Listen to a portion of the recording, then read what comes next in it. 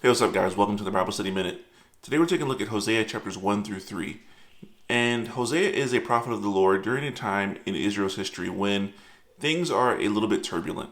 So, the kingdom of Israel has been a little bit prosperous under King Jeroboam II. So, they've been able to acquire some of Syria for themselves to expand their territory. But then there's also the kingdom of Israel and Syria attacking Judah and trying to capture their territory as well.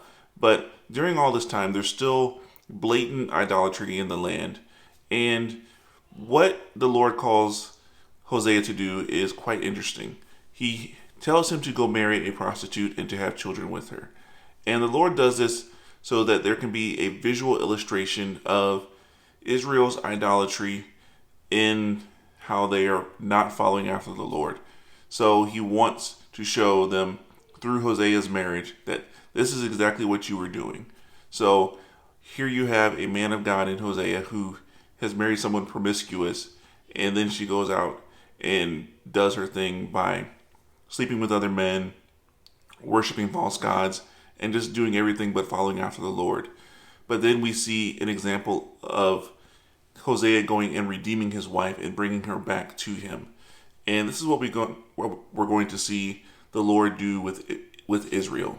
So he's warning them first and foremost that they are going to lose their kingdom.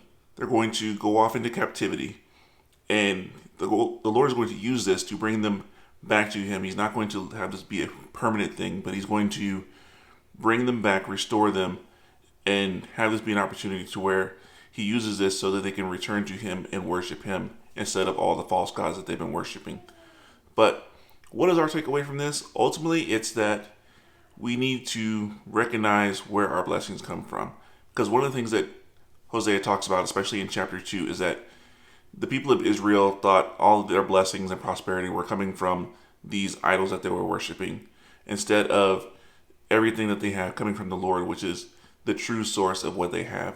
And for us, in many ways, we think that what we have comes from the sweat of our brow and by the work of our hands. But while that may be true to an extent, it still all comes from the Lord, and we need to recognize and honor him for that. And then ultimately we see that God's story of redemption in the gospel is very clear in Hosea, and we need to recognize that God is working to redeem and restore always.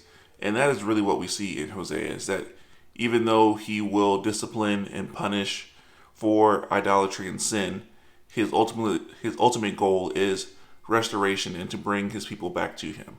So that's what I want to leave you with today as you meditate on this passage. Until next time, grace and peace.